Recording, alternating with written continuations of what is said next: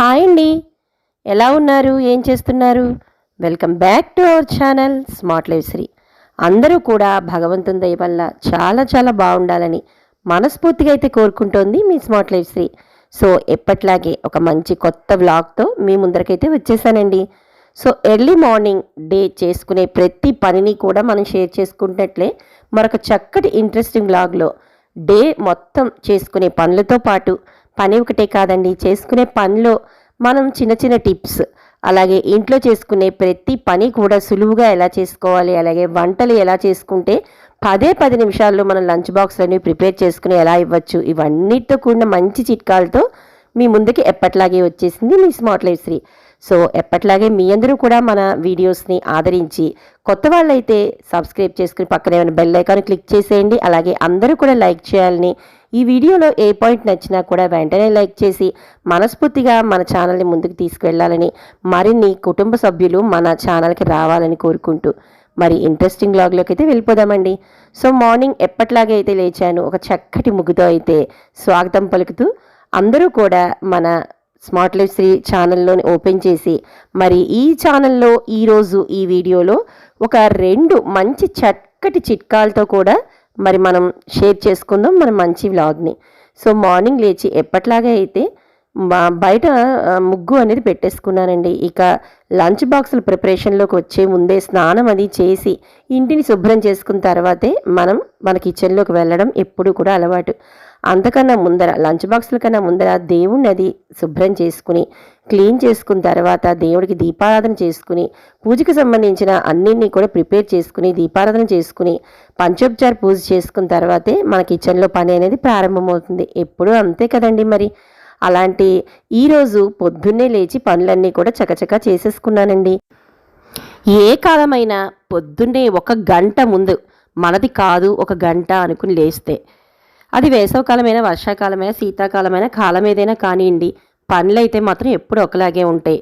ఎప్పుడు ఒకే పనులు ఉంటాయి. నిత్యం ప్రతిరోజు కూడా హౌస్ వైఫ్కి ఇంచుమించు పనులు అనే వాటిలో మార్పు ఉండదు. అలా అని చెప్పి ఖాళీ కూడా ఉండదు కదండి. అలాంటి పనులను ఎంత చకచకా చేసుకుంటే ఈ వేసవకాలంలో మనం గట్టున పడిపోతాం. అంటే మనకు కూడా రిలాక్సేషన్ కావాలి కదండి. అందుకనే ఎండ ఎక్కకుండా ఎర్లీగా చేసుకునే వంటతో పాటు ఇక దేవుడి దీపారాధన అనేది నిత్యం ఎప్పుడు కూడా చేసుకుంటాం. ఇక ముందు మనకి ఒక 10 రోజుల్లో ఉగాది పండుగ రానే వస్తుంది. ఇంకా దేవుడి విషయంలో చూసుకుంటే దేవుడికి ఉపయోగించే విగ్రహాల నుంచి ఉపయోగించే ప్రతి వస్తువు ఎక్కువగా మనకి రాగి ఇత్తడి వస్తువులే ఎక్కువగా వాడతాం కదండి. మరి అలాంటి వాటిని మెయింటైన్ చేయాలి అంటే చాలా ఓపిక కావాలి. ఇంతకన్నా పెద్ద పెద్ద విగ్రహాలు కానీ పెద్ద పెద్ద వస్తువులు కానీ ఉన్న వాళ్ళకైతే ఇంకా చెప్పే అక్కర్లేదు. నాకు కూడా ఇంచుమించు ఎక్కువగా ఇత్తడి విగ్రహాలు, ఇత్తడికి సంబంధించిన దేవుడివి ఉపయోగించే వస్తువులన్నీ కూడా ఎక్కువే ఉన్నాయండి. అంటే పటాలు ఎన్ని ఉన్నాయో దేవుడికి ఉపయోగించే వస్తువులు, విగ్రహాలు ఇవన్నీ కూడా ఎక్కువగా ఉన్నాయి. ఇంకా వాటిని ఎట్లా మెయింటైన్ చేస్తాననే వాటితో ముందుగా మనం లంచ్ బాక్స్ ప్రిపరేషన్ అనేది ఒక్కసారి చూసేద్దాం. ఇక ఇక్కడ చూపిస్తున్నది క్యారెట్ రైస్ అండి. అందున అన్ని పోషకాలతో కూడా మనకి ఏది మిస్ అవ్వాము అని చెప్పి పిల్లలకి ఆలోచించాల్సిన అవసరం లేకుండా చిటికంటే చిటికేనండి, ఒక పావు గంటలో మీరు ఈ క్యారెట్ రైస్ని ప్రిపేర్ చేసుకోవచ్చు. ఒక్కసారి ఇది ఎలా ప్రిపేర్ చేశాను అనేది చూద్దాం. అంతకన్నా టెంప్టింగ్గా అయితే ఉంది కదండి చూస్తుంటే. మరి పిల్లలకి ఎంత బాగుంటుంది ఇట్లాంటి లంచ్ బాక్సులు మనం ప్రిపేర్ చేసి ఇస్తే. ఈ వేసవ కాలంలో ఎక్కడా కూడా పోషకాల్లో తగ్గాల్సిన అవసరం లేకుండా పిల్లలకి ఈజీగా అయితే అయిపోయే ఈ లంచ్ బాక్స్ ప్రిపరేషన్కి నేనైతే ఒక బాండీ తీసుకుని దాంట్లోనే నూనె అలాగే నెయ్యి, ఒక 2 స్పూన్ల నెయ్యితో పాటు 1 స్పూన్ నూనె కూడా యాడ్ చేసి దాంట్లో కొద్దిగా అయితే జీడిపప్పునైతే ఒక 10 నుంచి 15 పలుకులు, మీకు ఎంత నచ్చితే అంత, పిల్లలకు కాబట్టి ఇంకా ఎక్కువ వేసుకున్నా బాగుంటుంది. సో వాటిని వేసుకుని కొద్దిగా దోరగా ఫ్రై చేసుకున్న తర్వాత ఒక 3 లవంగాలు, ఒక 2 దాల్చిన చెక్క ముక్కలు కూడా వేసానండి. వేసి ఆనియన్స్ని పొడుగ్గా అయితే తరిగేసి కొద్దిగా గోల్డెన్ కలర్ వచ్చేంత వరకు ఆనియన్ని ఫ్రై చేసిన దాంట్లోనే మీకు నచ్చితే క్యాప్సికమ్ అనేది కూడా వేసుకుంటే బాగుంటుందండి. కానీ తక్కువ అయితే వేసుకోవాలి, ఎక్కువగా కాకుండా. కనిపించినట్టుగా ఒక చిన్న సైజు 2 క్యాప్సికమ్స్ని అయితే వేశాను. అలాగే ఇంట్లో స్వీట్ కార్న్ కూడా ఉందండి. పిల్లలు ఎక్కువగా స్వీట్ కార్న్ అంటే ఇష్టపడతారు కాబట్టి విడిగా ఉడకబెట్టి ఇచ్చే కన్నా ఇట్లాంటి రైసెస్లో అయితే చాలా ఇష్టపడతారు కాబట్టి కొద్దిగా స్వీట్ కార్న్ కూడా యాడ్ చేశానండి. యాడ్ చేసి కొద్దిగా అన్నీ కూడా మగ్గుతూ ఉండగా క్యారెట్ ముక్కల్ని కట్ చేసుకుని ఒక పావు కిలో పైన క్యారెట్ని అయితే ఇక్కడ చిన్న చిన్న ముక్కలుగా, మీరు కావాలంటే ఇక్కడ క్యారెట్ తురుమును కూడా వేసుకోవచ్చండి. మనం తొందరగా అయిపోవాలి కాబట్టి తురుము అంటే ముందు రోజు నైట్ తురుము పెట్టుకుంటే ఓకే, లేదంటే మార్నింగే మనం కట్ చేసుకుంటామంటే మాత్రం చిన్న చిన్న క్యారెట్ ముక్కల్ని కూడా కట్ చేసి అవి ఫ్రై అవుతుండగా పైన నేను ఒక స్పూన్ వరకు మిరియాల పౌడర్ని అయితే యాడ్ చేశానండి. మీకు కారం కావాలనుకుంటే రెడ్ చిల్లీ పౌడర్ని కూడా వేసుకోవచ్చు. కారాన్ని బట్టి అయితే చూసుకుని నేనైతే 1 స్పూన్ కారం వేశాను, అలాగే 1 స్పూను మిరియాల పౌడర్ని కూడా వేశానండి. వేసి కొద్దిగా గరం మసాలా లేదా బిర్యానీ మసాలా ఏది ఉంటే అది చక్కగా పౌడర్ని ఒక స్పూన్ అయితే మనం మసాలా పౌడర్ని జల్లేసి ఇందాక ముందుగా ఉడకబెట్టుకున్న రైస్ని పొడి పొడిలాడుతూ ఉండే ఈ రైస్ని అయితే మనం ఆ వేగిన క్యారెట్ ముద్దలో, మీరు విడిగా కర్రీ కలుపుకుంటాము అనుకుంటే చక్కగా ఇలా కూడా కర్రీ పిల్లలకి అన్నంలో కలిపి పెట్టినా బాగుంటుంది. లేదు మనం రైస్ అన్నాం కాబట్టి లంచ్ బాక్స్లోకి ఈజీగా పిల్లలు ఫాస్ట్గా, చిన్న పిల్లలు కూడా 1వ క్లాస్ చదివే పిల్లల నుంచి చిన్న పిల్లల బాక్సుల్లో ఈజీగా తీసుకెళ్ళడానికి అయితే ఇలా రెడీ అయిన ఈ క్యారెట్లో పైన ఫ్లేవర్ కోసం చక్కగా కొద్దిపాటి ఫ్రెష్ కొత్తిమీరని కానీ అలా జల్లి ఈ జీడిపప్పులు తగులుతూ స్వీట్ కార్న్ తగులుతూ పిల్లలకి బాక్సుల్లో పెట్టిస్తే ఈ సమ్మర్లో చక్కగా పిల్లలు కడుపు నిండా హ్యాపీగా తింటారండి. మనం పెద్దవాళ్ళు కూడా చాలా టెంప్టింగ్గా ఉంటుంది. ఒక్కసారి ట్రై చేసి చూడండి. మీరు కారం కావాలంటే కారం, లేదంటే నాలాగా 2 కావాలి అనుకుంటే చక్కగా మిరియాల పొడిని మాత్రం జల్లుకుంటే కారం కరెక్ట్గా వస్తుంది. ఇంకా ఆ లంచ్ బాక్స్ ప్రిపరేషన్ అయిపోయిన తర్వాత దోశలు అయితే టిఫిన్లోకి వేస్తున్నానండి. ఆల్రెడీ నేను ఇప్పుడు చూపిస్తున్న ఈ టిప్ని అయితే మీతో షేర్ చేశాను. సో కొత్త వాళ్ళు ఎవరైనా ఉంటే మళ్ళీ నేను క్లీన్ చేసుకుంటున్నాను కాబట్టి మీ అందరికీ కూడా యూజ్ అవుతుందని ఇంకొకసారి మాత్రం ఈ టిప్ని మీకైతే షేర్ చేస్తున్నాను. సో ఒక్కొక్కసారి మనకి ఎప్పుడు కూడా ఆయిల్ పట్టేసి ఉన్న పెనాలు ఉంటాయి కదండి, దోశ పెనాలు, వాటిని ఒక్కసారి ఈ విధంగా క్లీన్ చేసి చూడండి. ఎప్పుడు కూడా మనకి దోశలు అనేవి విరిగిపోతూ ఉంటాయి, అలాగే నల్లగా అంటుకుపోతూ ఉంటాయి. పెనం మీద అటు ఇటు తిప్పుతుంటే నల్లగా వస్తుంటాయి. వాటికి కారణం ఎక్కువగా మనం క్లీన్ చేసినా కూడా పెనానికి పట్టేసి ఉన్న నలుపుదనం, అంటే నూనె వల్ల వచ్చిన జిడ్డు నలుపుదనం. వాటిని మనం కొద్దిగా పెనాన్ని అంతా వాడేసిన తర్వాత బాగా హీట్ ఎక్కనిచ్చి మన ఇంట్లో ఉండే బేకింగ్ సోడా ఉంటుంది కదండి, వంట సోడా, దాన్ని స్ప్రెడ్ చేసి దాని మీద కొద్దిగా వెనిగర్ని అయితే వేయాలండి. వేసి శుభ్రంగా ఆ కార్నర్స్ ఎడ్జెస్ అంతా కూడా మనం అట్లకాడతో ఒకసారి గీకామంటే నలుపుదనం అంతా కూడా వచ్చేస్తుందండి.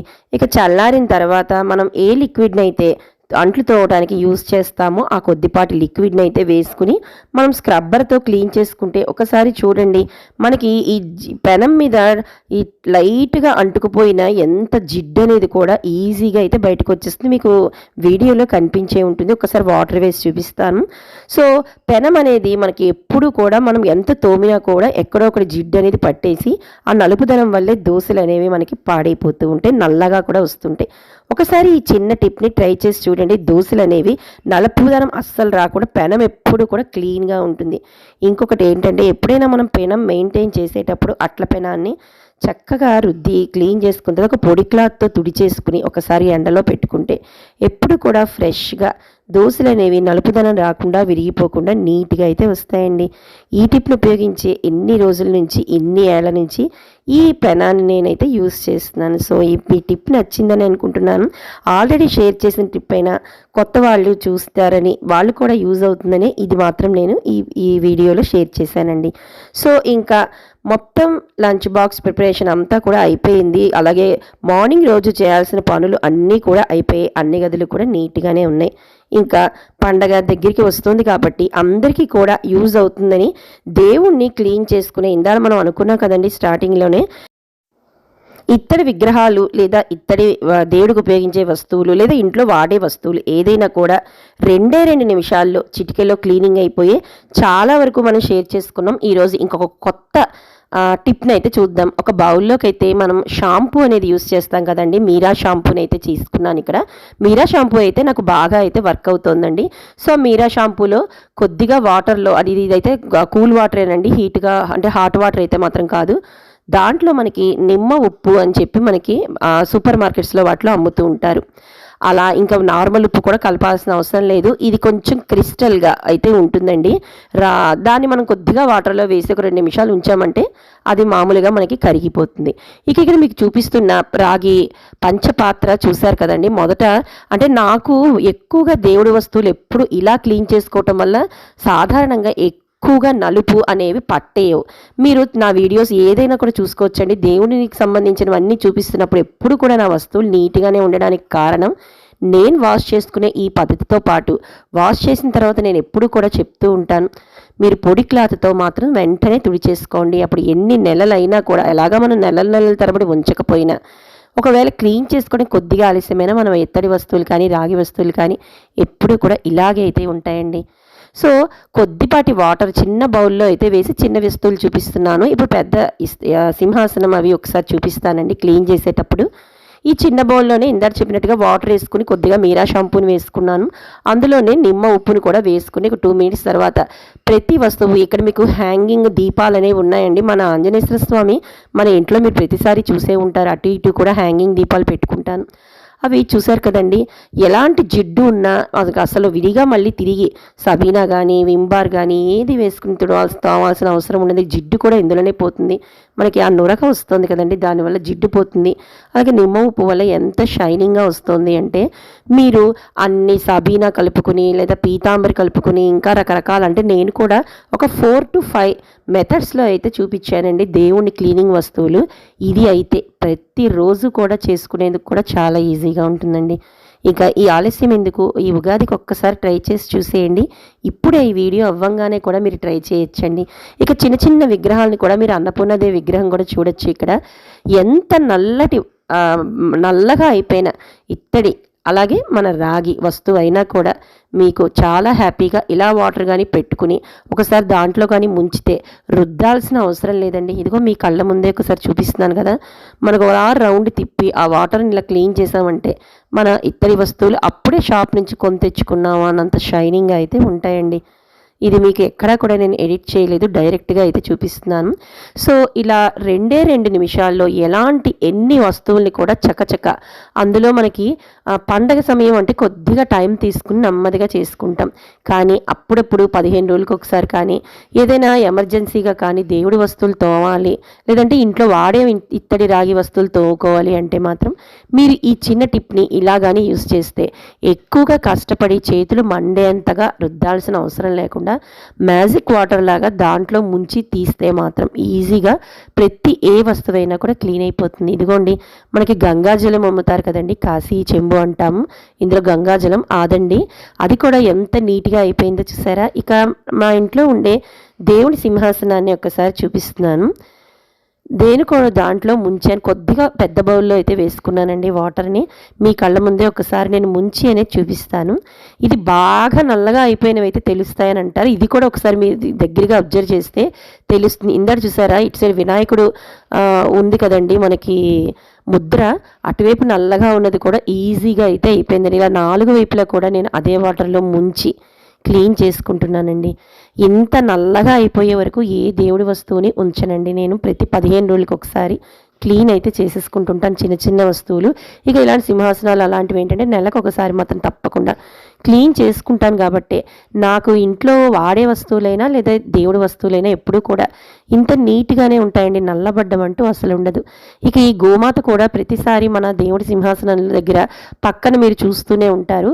ఇది కొద్దిగా నాకున్న పెద్ద వస్తువుల్లో అంటే ఈ పెద్ద దేవుడి విగ్రహాల్లో ఈ గోమాత అలాగే సింహాసనం ఇంకా కుందులు హ్యాంగింగ్ దీపాలు ఇవన్నీ కూడా ఇక్కడ ముఖ్యంగా ఇక్కడ చూపిస్తున్నది ఇలాగ పెద్దగా ఇలా హ్యాంగ్ అవుతున్నవి. ఇందాకడవే ఆంజనేయ స్వామి పక్కన చూపించినవి. ఈ ప్లేట్ చూసారా ఎంత నీట్గా ఉందో. మొన్న రీసెంట్గా నేను సబీనాతో కూడా ఎలా మనం క్లీన్ చేసుకోవచ్చు ఈజీగా పౌడర్ని అని చూపించాను. గోధుమ పిండితో ఎలా చేసుకోవచ్చు ఇంట్లోనే సబీనా యూస్ చేసుకోకుండా అని ఒక 2-3 రకాలైతే నేను కూడా అప్లోడ్ చేశానండి. సో ఈ పద్ధతి అయితే ఇంకా ఈజీగా ఉంది కదా అని మీతో అయితే షేర్ చేస్తున్నా. ఒకసారి చూడండి ఈ దీపం అయితే ఈ దీపం స్టాండ్ రుద్ది తవ్వాలి అంటే మనం ఈ షైనింగ్కి తీసుకురావాలి అంటే దాదాపుగా మనకి చాలా టైం పట్టేస్తుంది. అందులో దేవుడి విగ్రహాలు కానీ ఇలాంటి ప్రతిదీ కూడా ఎక్కువగా టైం తీసుకుని తోమాల్సి వస్తుంది. అలా అవసరం లేకుండా పండగ సమయంలో, పండగ ముందు రోజు కూడా మనం ఒక్క చిటికె అంటే చిటికెలోనే ఒక పావు గంట కేటాయించుకుంటే అన్నీ దేవుడి విగ్రహాలన్నీ కూడా శుభ్రంగా క్లీన్ చేసేసుకోవచ్చండి. ఆ వాటర్లో ముంచి తీయడమేనండి, చాలా షైనింగ్ అయితే వస్తాయి. ఇంకా ఏది కూడా రుద్దాల్సిన అవసరం లేదు. ముఖ్యంగా ఇందాడ ఫస్ట్లో చెప్పాను, ప్రతి వస్తువు తోముకున్న తర్వాత కంపల్సరీ, నేను ప్రతి వీడియోలోనూ చెప్తానండి ఇలాంటి టిప్స్ చెప్తున్నప్పుడు, ఒక పొడి క్లాత్, కాటన్ క్లాత్ అయితే తీసుకుని తడి లేకుండా వెంటనే మాత్రం తుడుచుకోవాలండి. తుడుచుకుంటే ఒక్క వాటర్ మార్క్ కూడా దాని మీద పడకుండా ఉంటే మినిమం ఒక నెలలాళ్ళైనా కూడా మనకి వస్తువు అనేది నల్లబడ్డం అంటూ ఉండదు. ఇదిగోండి మొత్తం నాకున్న దేవుడికి సంబంధించిన ఇత్తడి అలాగే రాగి విగ్రహాలు అలాగే వాడే వస్తువులు అన్నీ కూడా విడిగా అయితే సపరేట్ చేసుకున్నాను. ఇక్కడ చూసారా చిన్న వినాయకుడు, మనకి ఈ సింహాసనంలో ఉండే వినాయకుడు ఇంత చిన్న చిన్న విగ్రహాలన్నీ కూడా ఒక్కసారి ముంచి తీసేస్తే చాలా బాగుంటాయండి. ఎక్కువ కష్టపడకుండా ఈ ఉగాదికి ఒక్కసారి ట్రై చేసి చూడండి. ప్రతి వస్తువు కూడా కొత్తగా కొన్నంత షైనింగ్గా అయితే అనిపిస్తున్నాయి. మీరు కూడా ఒకసారి చెక్ చేస్తే మీకు కూడా అర్థమైపోతుంది. సో మా ఇంట్లో ఉండే ప్రతి పెద్ద వస్తువు నుంచి చిన్న వస్తువు ప్రతిదీ కూడా ఇత్తడి వస్తువులు కొద్దిగా ఎక్కువేనండి. ఇదిగో ఎక్కువగా ఇలా దీపాల స్టాండ్లు, అలాగే గోమాత, అలాగే అమ్మవారికి పసుపు కుంకాలు పెట్టే బౌల్స్, ఇంకా వెంకటేశ్వర స్వామి నామాలతో ఉన్న దీపపు స్టాండ్, ఇవన్నీ కూడా మీరు చూసే ఉంటారు. ఇదిగోండి ఆల్మోస్ట్ ఇత్తడికి సంబంధించిన వస్తువులు అన్నిటినీ కూడా సపరేట్గా అయితే నేను ఇక బౌల్లో అయితే పెట్టుకున్నానండి. అలాగే వెండి వస్తువుల్ని, ఇక లక్ష్మీనారాయణ విగ్రహాలు కూడా చూసారా ఎంత షైనింగ్గా అయితే ఉన్నాయో. ఎప్పుడు కూడా ఇలాగే ఉంటాయండి మా ఇంట్లో వస్తువులన్నీ. ఇన్ని టిప్స్ని చాలా వరకు అయితే షేర్ చేశాను. ఈ టిప్ చాలా ఈజీగా ఉంది, ఎక్కువ ఇంగ్రీడియంట్స్ అవసరం లేదు, అలాగే ఎక్కువ టైం కూడా అవసరం లేదు. రెండు వస్తువులను ఉపయోగించి 10 నిమిషాల్లో దేవుడి గదిని అంతా కూడా శుభ్రం చేసేసుకోవచ్చండి. అన్నపూర్ణాదేవి కూడా ఎంత చక్కగా షైనింగ్గా వచ్చేసింది. సో ఇదిగోండి సపరేట్ చేశాను కదా, ఇక వెండి వస్తువులను కూడా ఎలా క్లీన్ చేయాలనేవి చాలా వరకు వీడియోస్లో అయితే అప్లోడ్ చేశానండి. సో ఇంకా దేవుడి వస్తువులు విగ్రహాలు ఇలా అయితే సపరేట్ చేసేసుకున్నాను. అంటే వెండివన్నీ ఒకవైపు, అలాగే ఇత్తడివన్నీ ఒకవైపు, ఇలా 2 బౌల్స్లో తుడిచి అయితే పెట్టేసుకున్నాను.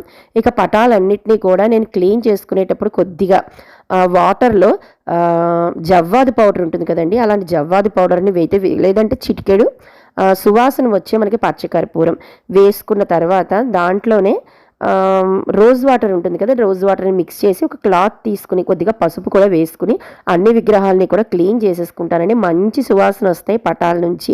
సో అన్నిటిని కూడా క్లీన్ చేసుకున్నాను, చందనం బొట్లు పెట్టేసుకున్నాను, వాటికి కుంకుమ బొట్లతో అద్దేసి మొత్తం పువ్వులతో అంతా, అంటే పొద్దున్నే పూజ అనేది అయిపోయింది కదండి, మరి అందుకని ఇంకా నేను మిగిలిన పువ్వులన్నిటి కూడా పటాలన్నిటి నిండా పెట్టేసుకుని ఇక మా ఉగాదికి కూడా ఇలా అయితే కంటిన్యూ చేసేయచ్చు. అంటే ఇంకొక వారమే ఉంది, నాకు ఇక వారంలో పని ఉందండి.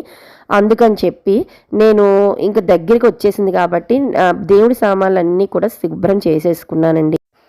ఇంకా ఈ వారం 10 రోజుల్లో నాకు కొద్దిగా పని అనేది ఎక్కువగా ఉండడం వల్ల మళ్ళీ అశ్రద్ధ చేయకుండా దేవుడివి అనేది వెనకబడిపోతానేమో అని చెప్పి ముందుగా దేవుడికి సంబంధించినవన్నీ కూడా శుభ్రం చేసేసుకున్నాను. సో మీకు ఇప్పుడు కనిపిస్తోంది కదండి ఎంత షైనింగ్గా ఉన్నాయి అనేవి విగ్రహాలు. ఇదే మనకి ఇంకొక శ్రీరామనవమి వరకు వచ్చినా లేదా ఇంకొక నెల అయినా కూడా ఇదే షైనింగ్తో ఉంటే ఇలా శుభ్రం చేసుకుంటే. సో మీ అందరికీ ఈ వీడియోలో ఏదో పాయింట్ నచ్చే ఉంటుంది కదా, నచ్చితే మాత్రం తప్పకుండా లైక్ చేసి కొత్త వాళ్ళు సబ్స్క్రైబ్ చేసుకుని పక్కనే బెల్ ఐకాన్ని క్లిక్ చేసేయండి. మరి మీరు కూడా ఆలస్యం చేయకుండా ఈ వీడియోని ఫాలో అవుతారని కోరుకుంటూ మళ్ళీ రేపు కలుద్దాం.